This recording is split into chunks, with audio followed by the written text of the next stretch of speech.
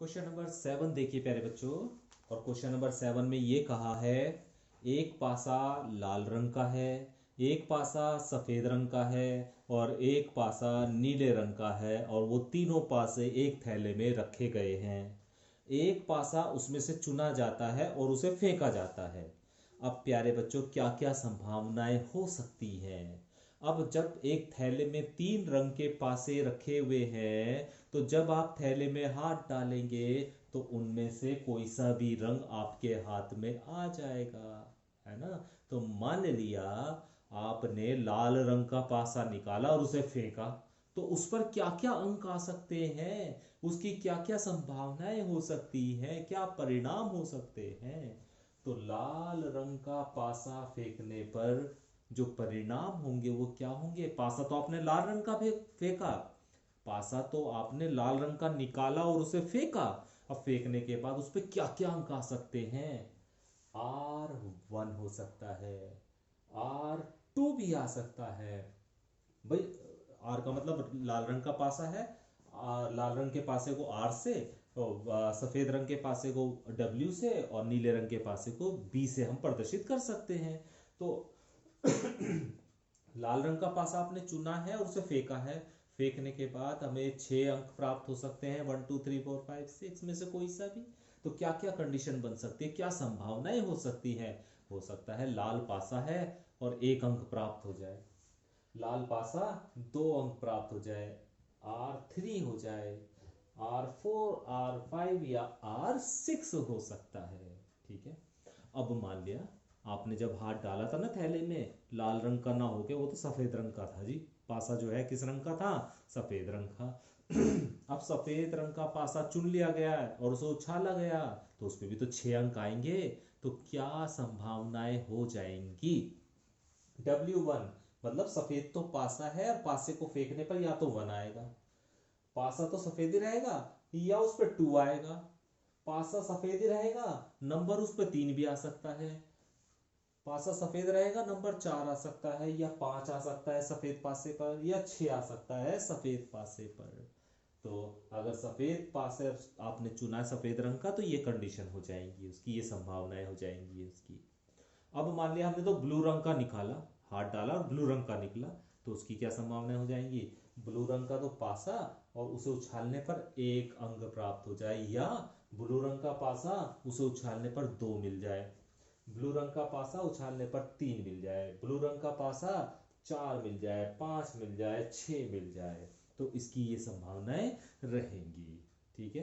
तो प्यारे बच्चों, कुल कितनी संभावनाएं हो गई उसे ही तो हम सैंपल स्पेस कहते हैं। जितनी संभावनाएं होंगी, तो लिख दिया मैंने प्रतिदृश समष्टि, जिसे हम एस के द्वारा प्रदर्शित करते हैं। तो क्या क्या संभावनाएं हो सकती हैं? पासे को चुनकर उसे उछालने पर क्या क्या कंडीशन हो सकती हैं? R1 R2 R3 R4 R5 R6। लाल रंग का नहीं है, हो सकता है वाइट रंग का हो, W1 W2 W3 W4 W5 W6। White रंग का भी नहीं है, हो सकता है ब्लू कलर का हो, तो B1 B2 B3 B4 B5 B6, ये सारी इसके सैंपल स्पेस तैयार हो जाएंगे, इतनी संभावनाएं हो जाएंगी। ठीक है। तो मुझे उम्मीद है कि ये क्वेश्चन अब आपको अच्छे से समझ में आ रहे होंगे। ठीक है। तो प्यारे बच्चों, इस पूरी एक्सरसाइज में इसी तरह आपको क्वेश्चंस को पढ़ना है, और क्वेश्चंस को पढ़कर समझकर इसी तरह आपको सैंपल स्पेस उनके तैयार करने हैं। क्वेश्चन नंबर 12 देखिए प्यारे बच्चों। 12वें क्वेश्चन में कहा है, एक सिक्का उछाला जाता है तथा परिणाम चित हो तो पासा फेंका जाता है। पहले एक सिक्का उछालते हैं, अब सिक्के पर हेड या टेल कुछ भी आ सकता है। उसके बाद यदि हमें हेड प्राप्त होता है तो एक पासा फेंका जाता है। ठीक है। और अगर टेल आता है तो क्रिया कुछ भी नहीं होती है। ठीक है। तो क्या इसके परिणाम होंगे कि जब सिक्का उछाला और उस पर हेड आ गया, जब हमने सिक्का उछाला तो उस पर हेड आ गया, तो हम क्या करेंगे? एक पासा फेंकेंगे। हेड आ रहा है और पासा फेंक रहे हैं, तो पासे पर कोई भी अंक आ सकता है, तो इसके कुल परिणाम कितने हो जाएंगे? पासा फेंका जाता है, लिखा है जब सिक्का उछाला जाता है और चित्त प्राप्त होता है यानी हेड प्राप्त होता है तो एक पासा फेंका जाता है, तो इसके परिणाम क्या होंगे? हेड 1 आ सकता है, हेड 2, हेड 3, हेड 4, हेड 5 और हेड 6 में से कोई भी संभावना हो सकती है। ठीक है, अब इन्होंने आगे ये कहा है प्यारे बच्चों, यदि पासे पर सम संख्या प्रकट हो तो पासे को फिर फेंका जाता है। इसका मतलब क्या है कि अगर विषम संख्या प्राप्त हो तो पासे को नहीं फेंका जाता, दोबारा नहीं फेंका जाता। तो जब पासे पर विषम अंक अर्थात 1, 3, 5 आए तो उसके प्राप्त परिणाम क्या होंगे? H1, H3, H5 होगा, मतलब हेड के साथ 1 आएगा, हेड के साथ 3 आएगा या हेड के साथ 5 आएगा। तो परिणाम ये हो जाएंगे जब पासे पर 1, 3 और 5 आएगा। लेकिन यदि पासे पर हेड के साथ 2, 4 और 6 आ जाए तो इसके परिणाम क्या होंगे? पहले तो ये देख लो कि पासे पर मान लिया 2, 4 और 6 आ रहा है, तो इसके परिणाम क्या हो जाएंगे? H2, H4 और H6 हो जाएंगे। ठीक है, और जब पासे पर ये सम संख्या आए तो पासे को एक बार फिर उछाला जाता है, सम अंक आने पर पासे को फिर फेंका जाता है, तो उस पर क्या आ सकता है? फिर 1 से लेके 6 अंक तक आ सकते हैं। तो क्या क्या संभावनाएं हो सकती हैं? देखो, अगर मान लिया पासे पर आपका 2 आ गया, हेड के साथ 2 आ गया, तो एक पासा फिर फेंका, फिर क्या क्या आ सकता है? हेड 2, 1 आ सकता है, हेड 2, 2 आ सकता है, हेड 2, 3 आ सकता है, हेड 2, 4 आ सकता है, हेड 2, 5 आ सकता है, हेड 2, 6 आ सकता है। मान लिया पासे पर 4 का अंक आ गया, तो अब हेड के साथ 4 अंक आ गया, तो अब क्या संभावनाएं होंगी?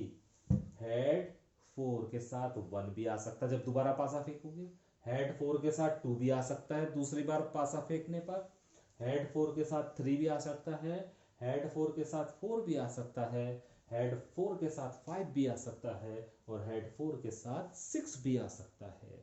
ठीक है, अब यदि मान लिया सिक्के पे तो हेड आया और पासे पर 6 अंक आ गया, तो प्यारे बच्चों फिर पासा फेंका जाएगा, तो उस दोबारा फेंकने वाले पासे पर हेड और 6 के साथ क्या क्या आ सकता है?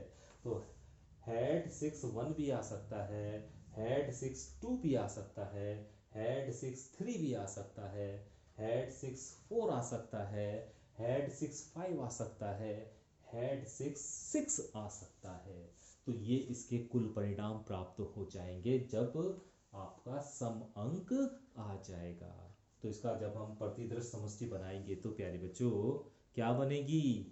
H1, H3, H5, H2 मैंने इसलिए नहीं लिखा क्योंकि H2 आने के बाद पासे को दोबारा फेंका जाना है, और जब हम पासे को दोबारा फेंक रहे हैं तो ये सैंपल स्पेस बन रहे हैं, इसलिए ये H2, H4, H6 नहीं आएगा। सिर्फ वो कंडीशन जिसमें विषम अंक हो, क्योंकि उसके बाद कोई भी कार्यवाही नहीं होनी है।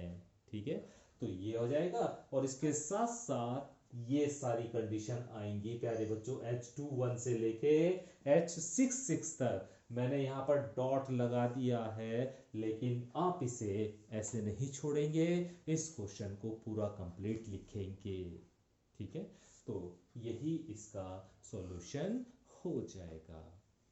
अगर अभी भी आपको समझ में नहीं आया तो क्वेश्चन को अच्छे से आप समझिए, इस वीडियो को दोबारा देखिए और इन क्वेश्चंस को आप समझने की कोशिश कीजिए। तो प्यारे बच्चों, इस एक्सरसाइज में जैसा कि मैंने आपको बताया था, सिर्फ आपको प्रतिदृश समष्टि ही आपको तैयार करनी है, सैंपल स्पेस ही आपको तैयार करने हैं। क्वेश्चन को जितना अच्छे से आप समझेंगे उतना अच्छे से आप सैंपल स्पेस तैयार कर पाएंगे। ठीक है, तो आज हम इतना ही काम कर रहे हैं, है ना।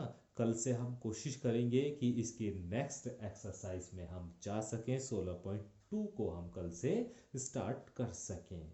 ठीक है, तो आज आप ध्यान से इन सभी क्वेश्चंस को जो मैंने कराए हैं और जो मैंने नहीं कराए हैं उन सभी क्वेश्चंस को आप अच्छे से समझिए, ध्यान से करने की कोशिश कीजिए।